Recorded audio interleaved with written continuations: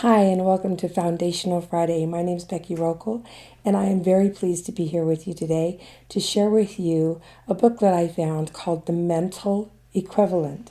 Now, this is an Emme Fox booklet, and this booklet is the substance of two lectures delivered at the Unity School of Christianity in 1942. And in his introduction, Emme Fox begins by saying, "We are all supremely interested in one subject. There is one thing that means more to us than all other things in the world put together. That is our search for God and the understanding of His nature. The aim of the metaphysical movement is to teach the practice of the presence of God." I love that when he starts that. "We practice the presence of God by seeing Him everywhere, in all things and in all people, despite any appearances to the contrary. As we look about the world with the eyes of the flesh, we see inharmony, fear, and all sorts of difficulties. But our leader, Jesus Christ, taught us, saying, 'Judge not according to the appearance, but judge righteous judgment.' So when we see the appearance of evil, we look through it to the truth that lies in the back of it. As soon as we see this truth and see it spiritually, the appearance changes." Have you ever noticed that? That when you actually start to understand things, they change? Because this is a mental world, Emme Fox says. We are in our mind, and it is a mind built on that, a world built on the mental, right? So now most people do not know this, he says. They think that it's a material world. I mean, isn't that what the TV shows us, and the every camera and all TikTok and Snapshot and all these? It's all about materials, what you have, right? That's why humanity has so many problems, Emme Fox says, is because we are based in a material world. Even what Madonna says, this is a material world, and I'm a material girl. So, but we know the truth. As true students, we know the truth. We do not judge by appearances. We know that we live in a mental world, and to know that is the key to life itself. I believe the next line is of the utmost significance. Fox says, "If a child could be taught only one thing, it should be taught that this is a mental world. I would let all other things go and teach them that." Can you imagine? I mean, maybe some of you have been here before. I have never been here before. But could you imagine being raised in a world knowing that it's a mental world, that your thoughts create your reality? More and more kids nowadays are being raised like this, and we're going to see how quickly the world changes because of it, too. Whatever enters into your life is but the material expression of some belief we have in our own mind. Fox shares that for 20 years prior to this talk, that he had actually coined the phrase mental equivalent. He explains that how anything that you want in your life, a healthy body, a satisfactory vocation, friends, opportunities, and above all, under the understanding of God, you must furnish a mental equivalent. Supply yourself with a mental equivalent, the thing that must come to you. Without a mental equivalent of what you want in your life, it will not show up. Therein lies the secret to a successful life, he says. We must build up the mental equivalent and get rid of, or to expunge, the mental equivalent we do not want. A lot of times people start off by saying, "Well, I don't want this," or "I don't want that in my life." Well, that's not telling it what you do want instead. Here Fox is clearly saying we have to start with what we do want. And that's a lot along the lines of the prayer principles, right? We affirm we want what we want, and we deny what we don't want in our life. He does not leave us hanging around wondering what to do in this either. This booklet goes on. Later he talks, and he clues us in by saying, "You build the mental equivalents by thinking quietly, consistently, and precisely of the kind of things you want, and by thinking of two qualities. Think of it as in clearness, or what he calls definiteness, defining, very defining, right? And interest, clearness and interest. If you want to build anything in your life, if you want to bring health, right activity, your true place, inspiration, if you want to bring right companion, and above all, if you want to understand of God, form a mental equivalent of the things which you want by thinking about it a great deal, by clearly thinking about it with interest in it. So making it a priority. Remember, clarity and interest are the two poles. He goes on to talk about the poles of polarity, right? That there's a universal law of polarity. That the law of polarity is, of course, a cosmic law. Everything is produced by two things. Anything that is ever produced anywhere in the universe is produced by two other things. That's the law of polarity. It's an organic world. We see it as parenthood, right? In an inorganic world, the world of physics and chemistry, we see this as protons and electrons. This is how the material universe is built up. It always takes two things to produce a third.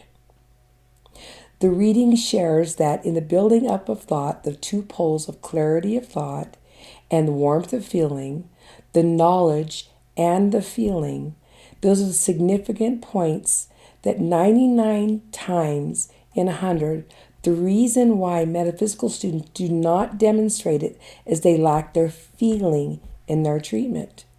They think about it, but they don't feel it. They don't have an interest so deep inside it by making it true to ourselves, to our feelings, to our understanding. We make it clear, and that's how we bring it into our life. Have you ever, I experienced this many years ago. Have you ever thought about, just take a minute here, think about what it's like to have a ripe, juicy lemon in your hand. This lemon is so beautiful and so juicy. And you can feel it in your palm. And you take your knife and you cut it in half. And you're getting ready and you take a big bite of that lemon and you squeeze all that juice in your mouth. Can you almost feel the bitterness, the tang, right? Because you're feeling it. You're taking the time to put the feeling into it. This is how we experience this.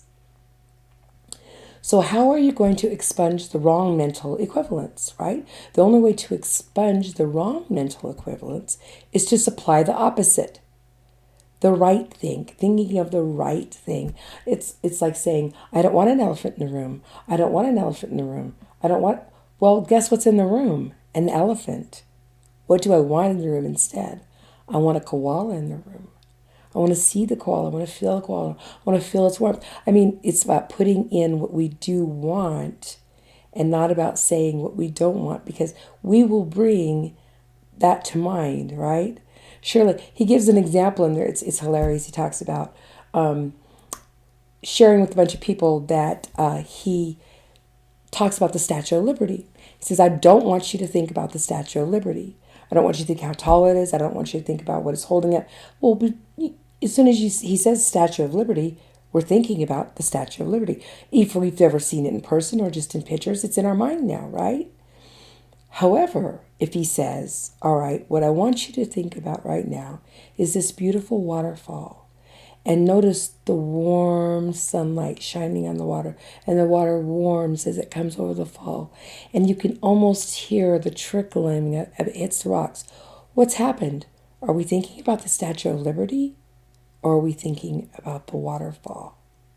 I think he's just brilliant in this. And I think it's brilliant that it was 80-something years ago that he was thinking like this and doing things like this. And, I'm not, it's just amazing to me how much has happened in that 80 years. So he gives an example. If you will start in this very day and refuse to think of your mistakes, and of course that includes the mistakes of other people, and if you will cease to think of mistakes and hold the right concepts instead, cease to think fear and think of the divine love instead. So anytime something comes into your mind that's a mistake, let it go. Refuse it and put something in its place that you want to be your mental equivalent, that you are in the right place at the right time, that you have all you need in the right place at the right time. You cease to think of lack and think of prosperity instead. Think of the presence of God, the abundance of God in your life in every moment. And if you fall off that, you jump right back on it, right? Think as clearly as possible and get interested in it. Put passion into it. Feel it in your body, and you will build the mental equivalent of happiness and prosperity. He says, don't strain to get your ideas clear. They will become clear. Give them a day, give them a week, give them a year, however long it takes they will find their clarity. And you will find that they get clearer and more focused as you continue this practice. So the doctrine of the mental equivalent is essential to the metaphysical teaching. The doctrine that you will get whatever you provide the mental equivalent for. I could share this entire gem with you. However, I will leave it to your imagination and to your learning to go out to truthstudentunity.net. Search for the mental equivalent with Emme Fox's name. The whole pamphlet is there. It's really an easy read. It's not that hard. He's got more and more gems in there than this. And I will say that I will wrap this up with this final thought. Fox says it over and over again, okay? Building a mental equivalent of freedom, of vibrant physical health, of true prosperity, of increasing understanding and achievement for God. Build up by thinking of it, having faith in it, and acting the part. And the old limitation equivalent will gradually fade out. For the door is unlocked by the voice of God in your heart that says, be free. Thank you for joining me today. I hope you go out and take a look at this, and I hope that you'll come back tomorrow for something new and exciting. Namaste. Thank you for joining us, and let's stay connected and grow in spirit. We are on Facebook. Search for Unity Church of El Cajon and follow us and like our posts. You can reach us on YouTube at Unity Church of El Cajon. Please subscribe to our channel, watch our videos, and leave comments which can help us improve. We are on the web at unityofelcajon.org. Email or call our church office to receive our weekly newsletters, which lists all of our activities and opportunities to learn and grow together.